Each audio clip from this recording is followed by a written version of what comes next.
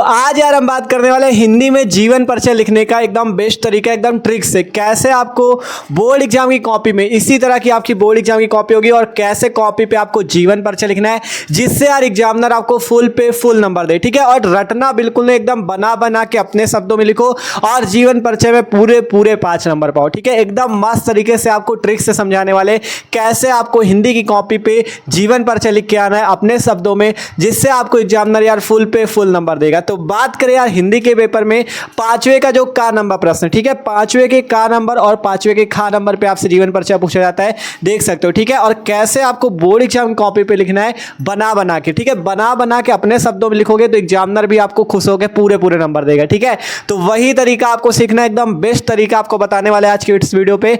तो आपको यार इस वीडियो को पूरा देखना, एकदम मस्त तरीके से आपको बना बना के कैसे लिखना है उसके बारे में बताएंगे। ठीक है, तो शुरू करते हैं। आज हम लोग देखने वाले हैं आचार्य हजारी प्रसाद द्विवेदी जी का जीवन परिचय। तो बात करें जब आपको बोर्ड एग्जाम की कॉपी मिलेगी तो कॉपी पे आपका जो पेपर होगा, पेपर में 5वें के का नंबर में पूछा जाता है क्या जीवन परिचय। तो सबसे पहले क्या करना है आपको, देखो आपके पास अगर आप पेपर देने गए हो तो आपके पास ये चीज तो होनी चाहिए, black pen, blue pen, black sketch, blue sketch और स्केल जो आपकी पटरी होती है, इतनी चीज होनी चाहिए। और किसी भी कलर के पेन, रेड कलर, ये सारे कलर के पेन नहीं ले जाना, केवल ब्लू ब्लैक पेन और ब्लू ब्लैक स्केच ही आपको पेपर में ले जाना है। ठीक है, तो सबसे पहले जब कॉपी मिलती है तो कॉपी पे आपको करना क्या है, देखो एकदम आसानी से बताएंगे, बना बना के लिखना, तो ध्यान से सुनते चलना। ठीक है, तो सबसे पहले आपको क्या करना है, सबसे पहले आपको प्रश्नोत्तर संख्या 5 का सेम इसी टाइप से आपको डालना है जैसे बता रहे हैं। ठीक है, सबसे पहले ऊपर डालना है प्रश्नोत्तर संख्या 5 का। ठीक है, 5 के का पे पूछा गया तो इसी टाइप से आपको लिख देना है। उसके बाद हम लोग किसका लिखने वाले, आचार्य हजारी प्रसाद द्विवेदी जी का।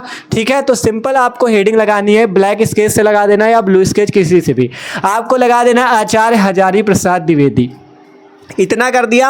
अब बात आती है कि भैया बना बना के कैसे लिखे। तो उसके लिए सबसे पहले जब जीवन परिचय लिखा जाता है तो जीवन परिचय लिखने की एक ट्रिक होती है। सबसे पहले आपको करना क्या, जब जीवन परिचय आपको याद करना केवल इतनी चीजें याद करो, जन्म, मृत्यु, जन्म स्थान, पिता का नाम, प्रमुख रचना, और अपने शब्दों में पूरा बना के लिख दो।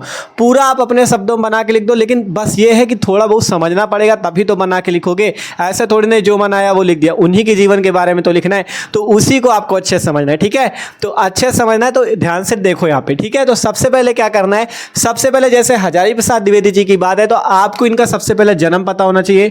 इनका जन्म कब हुआ था, इनका जन्म हुआ था सन 1907 ईस्वी। जन्म कब हुआ था, सन 1907 ईस्वी को हुआ था। मृत्यु की बात करेंगे, मृत्यु कब हुई थी, मृत्यु हुई थी सन 1979 ईस्वी को। इनका जन्म किस स्थान पे हुआ, जन्म स्थान क्या है, इनका जन्म स्थान है बलिया जिले के दूबे का छपरा नामक ग्राम। पिताजी का क्या नाम है, इनके पिताजी का नाम है अनमोल द्विवेदी। और इनकी प्रमुख रचनाएं कुछ याद कर सकते हो जैसे अशोक के फूल, कुट्टज, विचार संग्रह आदि। देखो एक चीज जान लो, जब बोर्ड एग्जाम में कॉपी चेक होती है ना तो एग्जामिनर जो होता है जीवन परिचय में केवल ये मेन पॉइंट लिखता है। ठीक है, केवल ये मेन पॉइंट आपके देखेगा, यहां आपने क्या लिखा ये सब कोई नहीं देखता, केवल मेन चीज देखेगा। हाँ भैया जन्म इतने, मृत्यु इतने, जन्म स्थान, हाँ तो पूरा सही, 5 नंबर पूरे फिक्स। ठीक है, 5 नंबर आपको तुरंत पूरे मिलेंगे, बस मेन चीज आपका सही होना चाहिए, जन्म का सन, मृत्यु का सन, जन्म स्थान, पिता का नाम, प्रमुख रचना, इतना सही है तो उसको तो पता है यहाँ पे आपने अपने शब्दों में ही तो बना के लिखा है, तो मेन चीज आपका सही होना चाहिए, जन्म, मृत्यु, जन्म स्थान, पिता का नाम, रचना है। तो इतनी चीजें आपको जीवन परिचय में याद होनी चाहिए। ठीक है, आप बना के कैसे लिखना वो समझते हैं। पहले इतना आपको याद हो गया, जन्म कब हुआ सन 1907, मृत्यु सन 1979, जन्म स्थान बलिया जिले के दूबे का छपरा नामक ग्राम, पिताजी का नाम अनमोल द्विवेदी और प्रमुख रचना अशोक के फूल, कुट्टज, विचार संग्रह आदि। ठीक है, अब इसके बाद यहाँ पे हेडिंग लगेगी जीवन परिचय। ठीक है, जब इतना मेन पॉइंट आपको लिखना है, किसी भी जीवन परिचय का लिखो, आप चाहे कवि का लिखो या लेखक का, आपको सबसे पहले इतना यहाँ पे लिखना है। इसके बाद आपको क्या करना है, यहाँ पे हेडिंग लगानी जीवन परिचय। जीवन परिचय हेडिंग लगेगी। अब इसके बाद पहली लाइन आपकी क्या होगी, पहली लाइन आप किसका जीवन परिचय लिख रहे हो, आचार्य हजारी प्रसाद द्विवेदी जी का। तो आपको पहली लाइन लिखनी है, आचार्य हजारी प्रसाद द्विवेदी जी का जन्म कब हुआ था, सन 1907 ईस्वी को। कहाँ हुआ था, बलिया, दूबे का छपरा। बलिया का मतलब बलिया जिला है और दूबे का छपरा गाँव है। तो आपको पहली लाइन लिखनी है, आचार्य हजारी प्रसाद द्विवेदी जी का जन्म सन 1907 ईस्वी को बलिया जिले के दूबे के छपरा नामक ग्राम में हुआ था। पहली लाइन इसी तरह से आपको बना के लिख देनी है। देख सकते हो हमने लिखा आचार्य हजारी प्रसाद द्विवेदी जी का जन्म सन 1907 ईस्वी में बलिया जिले के दूबे के छपरा नामक ग्राम में हुआ था।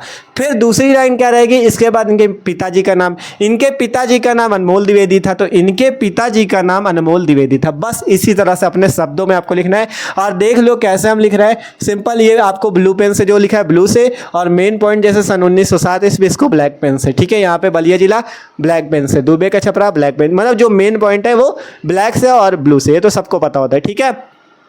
अब बात आती है इसके बाद आपको कैसे बना के लिखना है। पहली लाइन तो लिख ली कि आचार्य हजारी प्रसाद द्विवेदी जी का जन्म सन 1907 ईस्वी को बलिया जिले के दूबे के छपरा नामक ग्राम में होता। दूसरी लाइन इनके पिताजी का नाम अनमोल द्विवेदी था। अब आपको इनके जीवन के बारे में कुछ बातें समझनी पड़ेंगी, ठीक है। देखो सब कुछ तो अपने भाषा में एकदम गाना आना लिख दोगे तो ऐसे नंबर मिलने वाला नहीं, आपको उनके जीवन के बारे में समझना है और उसको अपने शब्दों में बना के लिखना है। क्या समझना है वो समझो। देखो हमने इसके आगे यहाँ पे लिखा कि इनके पिता ज्योतिष और संस्कृत के विद्वान थे। जो हजारी प्रसाद द्विवेदी जी के पिताजी थे अनमोल द्विवेदी जी, ये ज्योतिष और संस्कृत के एक विद्वान थे, मतलब पंडित टाइप थे, ठीक है। ज्योतिष और संस्कृत के विद्वान थे।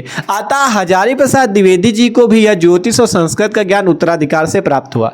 हमने लिखा कि जो आपके थोड़ा तो समझना पड़ेगा। सबसे पहले हमने लिखा जो इनके पिताजी थे अनमोल द्विवेदी जी, ये ज्योतिष और संस्कृत के एक विद्वान थे।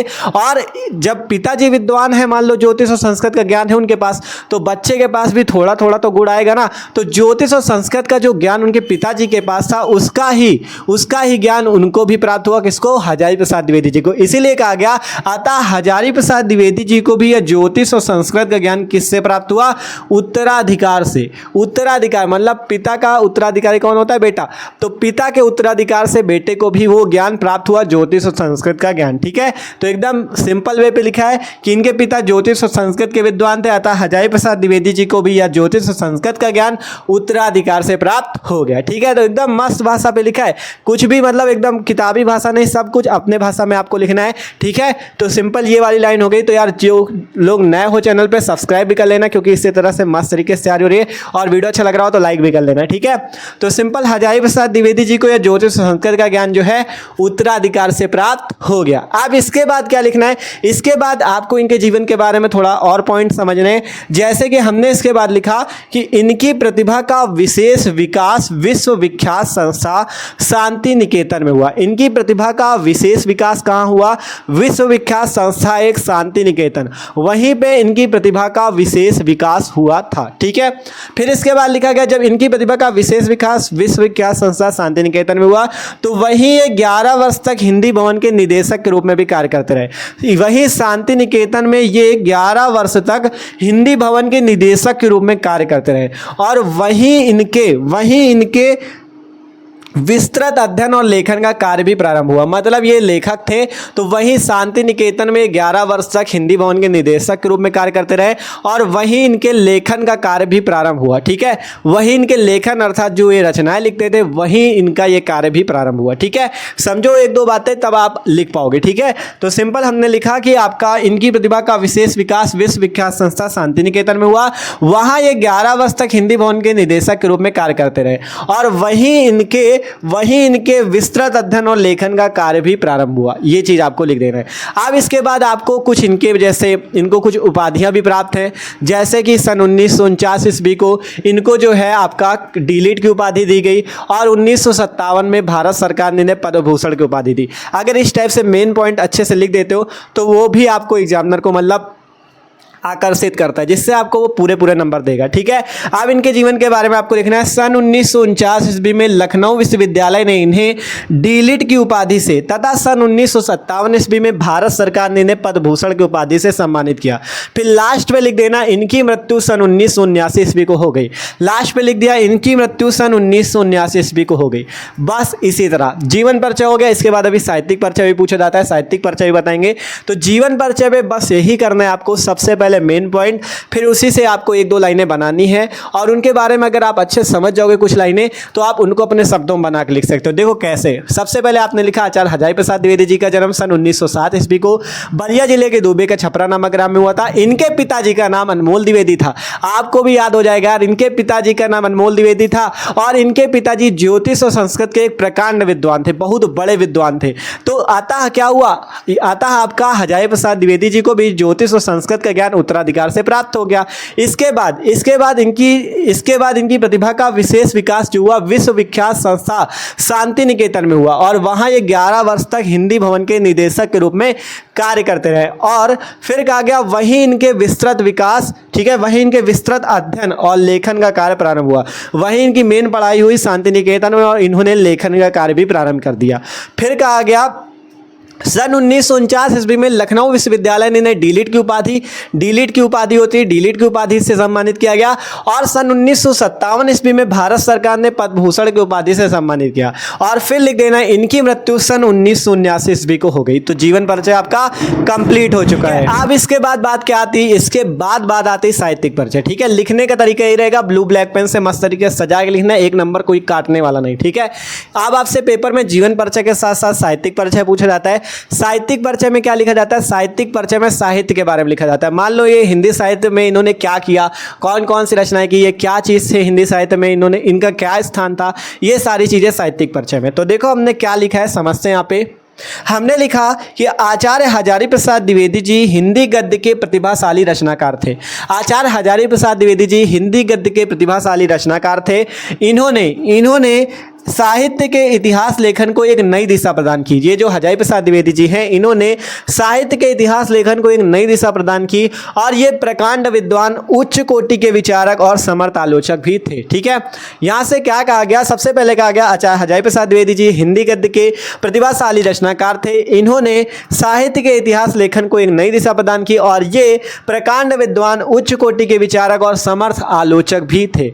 तो ये है इनका साहित्यिक परिचय। जरूरी नहीं जितनी लाइनें हमने 3 लाइनें लिख दी इतना ही लिख दो, आप अपनी भाषा में लिख सकते हो। बहुत अच्छे लेखक थे, इन्होंने ये रचनाएं की, अपनी भाषा में बना के जाए जितना बड़ा लिख दो। ठीक है, 80 शब्द पे आपका पूछा जाता है। ठीक है, कितने शब्द पे आपका पूछा जाता है, आपकी शब्द सीमा 80 होती है। 80 शब्दों पे लिखना, ज़्यादा बड़ा ना लिखना, कोई दिक्कत नहीं। 80 शब्द पे एग्जाम में भी पूछा जाता है, 80 शब्द 100 शब्द में लिख देना। ठीक है, साहित्यिक परिचय हो गया। अब इसके बाद अगर आप लोग रचनाएं लिखना चाहो तो जो 4-5 रचनाएं आपको याद हो आप लिख सकते हो। जैसे रचनाएं अशोक के फूल हो गया, विचार और वितर्क हो गया, कल्पलता हो गई, कुटज हो गया, बाणभट्ट की आत्मकथा, अनामदास का पोथा।